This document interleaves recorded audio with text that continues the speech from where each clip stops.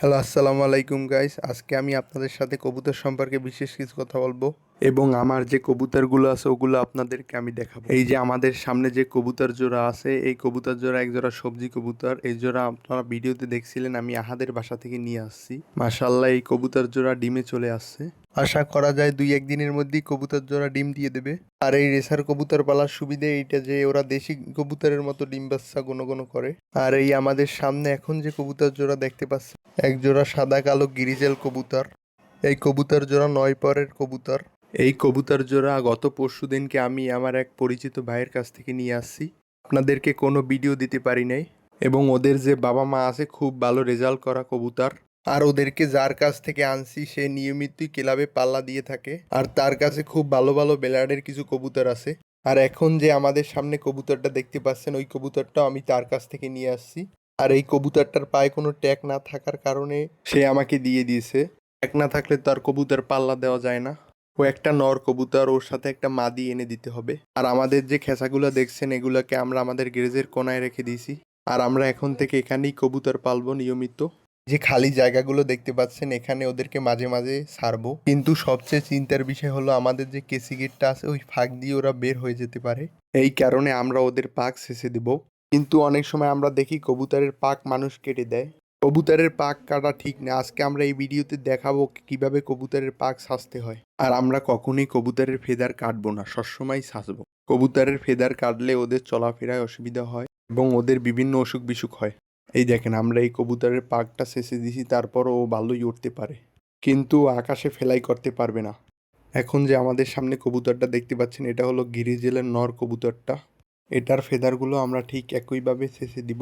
এই কবুতরের ফেদার ছাসার আগে আপনারা দেখে নিন, এই কবুতরের গেটআপটা অনেক সুন্দর। ওর ফেদারগুলো, ওর ব্যালেন্স, যা যা লাগে একটা প্রকৃত রেসারের সব কিছুই ওর মাঝে আছে। এটা হলো ওই গিরিজেল কবুতর জোড়ার নর কবুতরটা। দেখেন কবুতরটা মাশাল্লাহ কতটা সুস্থ।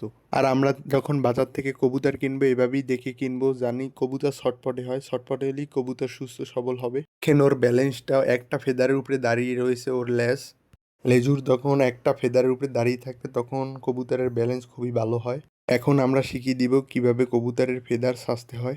আমরা প্রথম কবুতরটাকে ধরে একটা বেলেট নিয়ে ওদের দুই পাখনা থেকে ছয়টা ছয়টা ফেদার শেষে দিব। তাহলে ওরা আকাশে বেশি ফেলাই করতে পারবে না।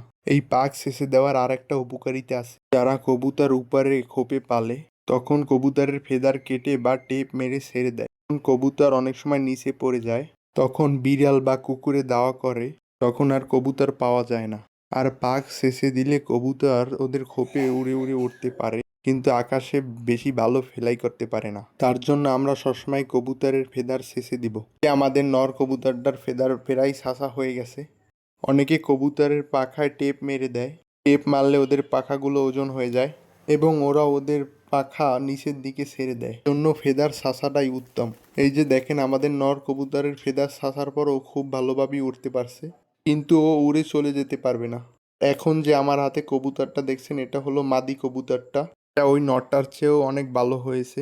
ওর ফেদারগুলো, ওর বডি ল্যাঙ্গুয়েজ, ওর ব্যালেন্স, ওর চোখ সব কিছুই অনেক ভালো। ওর ব্যালেন্সটা দেখেন একবার, অনেক সুন্দর।